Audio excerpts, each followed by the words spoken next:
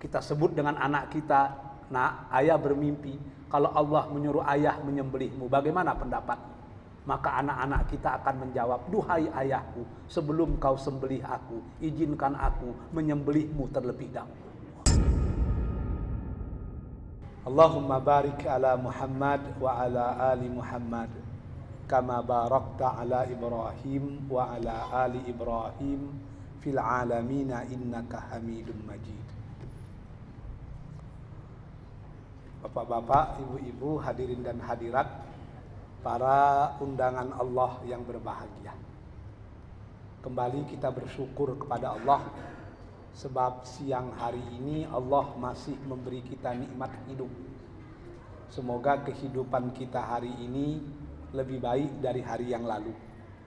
Kehidupan kita hari esok akan lebih baik dari hari kini. Selawat beriring salam kita pohonkan kepada Allah agar tetap dicurahkan kepada Rasulullah Habibullah Muhammad sallallahu alaihi wasallam. Bapak-bapak, ibu-ibu yang dicintai Allah, sudah lebih dari 15 hari kita meninggalkan hari raya Kurban. Yang perlu kita pertanyakan sesungguhnya, apakah nilai-nilai murni dari kurban itu sudah kita aktualisasikan dalam kehidupan sehari-hari? Seringkali kita baru berkurban secara badan, tapi tidak berkurban secara batin. Kita hanya berkurban secara fisik, tapi tidak menjiwai ibadah kurban tadi. Ibadah kurban ini sesungguhnya lautan hikmah, samudra ilmu, langit makrifah. Semakin kita pelajari secara sungguh, semakin kita temukan hikmah-hikmah yang tinggi dari peristiwa tersebut. Sebab kita mesti yakin dan percaya apapun yang diperintahkan Allah kepada kita itu pasti baik untuk kita. Sebab Allah menciptakan manusia, Allah lah yang paling tahu apa yang terbaik untuk manusia. Dari aspek tertentu, bagi saya ibadah kurban ini sesungguhnya miniatur terhadap perilaku manusia yang sesungguhnya. Kalau kita mau membuka-buka cerita tentang kurban ini, ada 3 sosok manusia yang sangat berperan dalam ibadah kurban. 3 sosok manusia ini merupakan miniatur dari 3 komponen manusia yang akan mempengaruhi peradaban dan sejarah kemanusiaan. Siapa yang 3 itu? Yang pertama, Ibrahim. Ini melambangkan sosok seorang ayah. Artinya dia miniatur bagi seorang pemimpin. Ibrahim melambangkan seorang pemimpin. Yang kedua, Ismail. Ini miniatur dari rakyat. Maka Ismail sesungguhnya adalah mewakili peran rakyat dalam kisah tersebut. Dan yang ketiga, Siti Hajar. Ini merupakan lambang, simbol betapa pentingnya kedudukan perempuan dalam sebuah peradaban. Kita bicara yang pertama dulu, Ibrahim. Ibrahim seorang pemimpin. Ibrahim seorang ayah. Berpuluh tahun berdoa. Kalau menurut Hamka 80 tahun berdoa agar dianugerahkan seorang anak. Apa doanya? Rabbi habli minas sholihin. Duhai Tuhanku, tolong anugerahkan aku anak yang soleh. Bukan 2-3 hari, bukan 2-3 tahun, 80 tahun berdoa. Tidak kenal lelah, tidak kenal putus asa. Setelah 80 tahun baru datang jawaban. Fabasyarnahu bighulamin halim. Akhirnya kami berikan kabar gembira kepada Ibrahim dengan akan lahirnya seorang anak yang halim. Ahli-ahli tafsir berbeda pendapat itu. Ada yang menyatakan halim begini, ada yang menyatakan halim begitu. Tapi dapat disimpulkan, halim itu sosok anak yang utuh dan paripurna. Otaknya cerdas, imannya kokoh, dan badannya cerdas. Anak seperti ini sangat cocok untuk melanjutkan risalah, mengemban tugas dakwah. Oh, gembira hati Ibrahim. Anak yang diharap-harapkan datang telah muncul. Mudah dibayangkannya. Anak inilah tempat berbagi duka dan suka. Anak inilah pamenan jiwa, si tawar si dingin dalam kehidupannya. Tapi apa yang terjadi? Menanam nenas di pematang, masak sebiji di rumpun padi, dikira panas hingga ke petang, kiranya hujan tengah hari. Ketika anak itu mulai beranjak remaja, datang perintah yang maha dahsyat. Apa itu? Allah menyuruh agar anak yang baru beranjak remaja itu disembelih hidup-hidup. Ini cobaan yang paling berat. Cobaan yang sangat berat. Perintah itu tidak langsung, tapi melalui mimpi. Wah, ini yang paling bahaya. Kalau kita punya atasan kita merintahkan kita, besok Sayyidul Amin tolong buat ini. Oke, nggak ada masalah.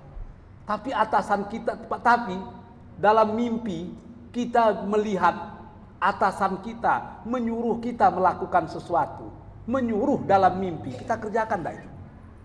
Berat untuk mengerjakannya. Hanya orang-orang yang punya keimanan yang utuh dapat melakukan hal seperti itu. Begitulah Ibrahim. Dapat perintah dari Allah menyembelih Ismail, tapi melalui mimpi. Mula-mula dia ragu, ini apa ini? Yang kedua ragu, ketiga ragu. Akhirnya dia yakin. Karena sudah berulang-ulang, ini tidak lagi mainan tidur, tapi ini merupakan wahyu. Kalau sudah wahyu, kalau sudah perintah Allah, mau diapakan lagi? Kok ndak ada kayu, janjang di kapiang. Kok ndak ada ameh, bungka di asah. Harus dilakukan.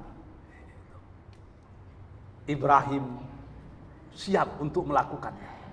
Tapi bagaimana dengan Ismail? Sampai pada episode ini kita lihat ini sosok seorang pemimpin yang rela berkorban apa saja andai kata itu memang perintah Allah.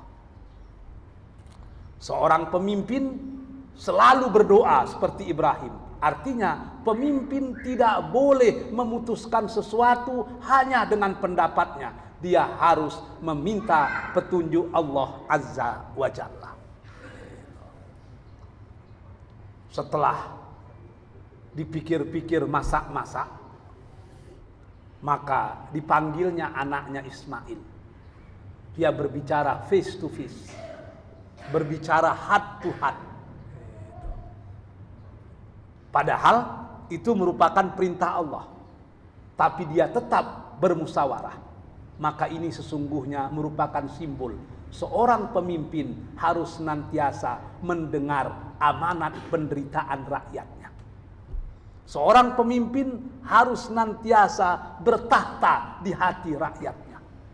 Ibrahim membuktikan walaupun itu perintah Allah, dia tetap bermusyawarah dengan anaknya. Apa katanya? Ya bunayya, duhai anak belahan jiwaku, inni ara fil manam, sesungguhnya ayah berulang-ulang bermimpi kalau ayah disuruh untuk menyembelihmu. Lalu bagaimana? Fanzur madza tara. Bagaimana pendapatmu nak? Diajaknya anaknya berdiskusi. Dimintanya pendapat anaknya. Padahal ini wahyu, perintah. Seorang pemimpin harus senantiasa mendengar amanat rakyatnya. Makanya kalau kita belajar tentang filsafat wajah, kita akan betul-betul menyadari di wajah kita ada 2 mata, 2 telinga, 1 mulut. Artinya kita disuruh 2 kali melihat, 2 kali mendengar, tapi cukup 1 kali berbicara. Lalu bagaimana sikap Ismail yang menggambarkan dan merupakan miniatur dari rakyat? Apa kata Ismail pada waktu itu? Ya abatif al ma tu'mar satajiduni insyaallah minas sabirin. Ayah, jangan ragu, jangan bimbang, jangan resah, jangan gelisah. Lakukan saja yang diperintahkan Allah kepadamu. Insyaallah kau akan mendapati aku termasuk orang yang sabar. Kalau itu terjadi dengan anak-anak kita sekarang, masalah. Kita sebut dengan anak kita, nak, ayah bermimpi kalau Allah menyuruh ayah menyembelihmu, bagaimana pendapatmu? Maka anak-anak kita akan menjawab, duhai ayahku, sebelum kau sembelih aku, izinkan aku menyembelihmu terlebih dahulu. Begitu hebatnya Ismail. Pertanyaannya, bagaimana kita bisa mendapatkan generasi-generasi seperti Ismail yang rela berkorban apa saja kalau itu merupakan perintah Allah? Jawabannya cuma satu. Apakah kita sudah menjadi orang tua seperti Ibrahim? Kalau kita sudah menjadi orang tua seperti Ibrahim, insya Allah generasi kita akan menjadi generasi Ismail. Tapi kalau kita masih orang tua seperti Fir'aun, bermimpi mendapat anak seperti Ismail, itu jauh panggang dari api. Ini sikap seorang anak. Patuh, andai kata memang itu perintah Allah, walaupun yang akan disembelih dirinya sendiri.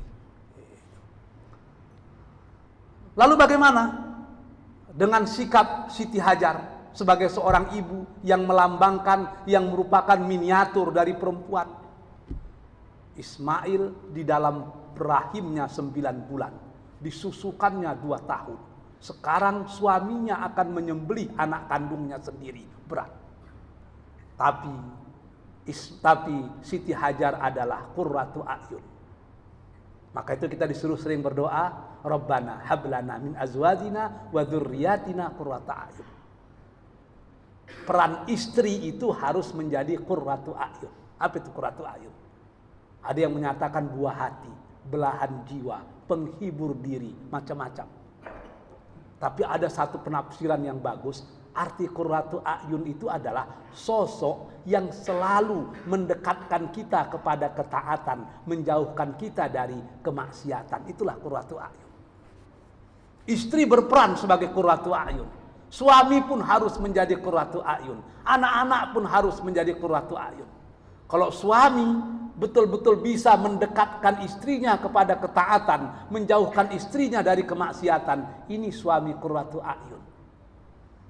Istri pun demikian. Kalau istri itu mampu mendekatkan suaminya kepada ketaatan, menjauhkan suaminya dari kemaksiatan, ini baru qurratu a'yun.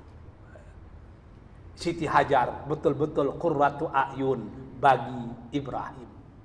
Karena itu perintah Allah, difasilitasinya dengan rela. Dia mau menyerahkan anak kandungnya yang lahir dari rahimnya, disembelih oleh suaminya.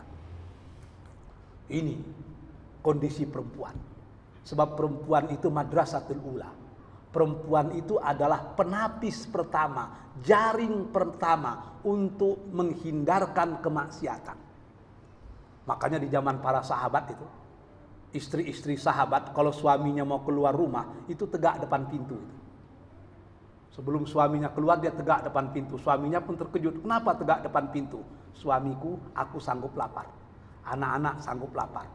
Aku sanggup miskin, anak-anak sanggup miskin, tapi kami tidak sanggup masuk neraka.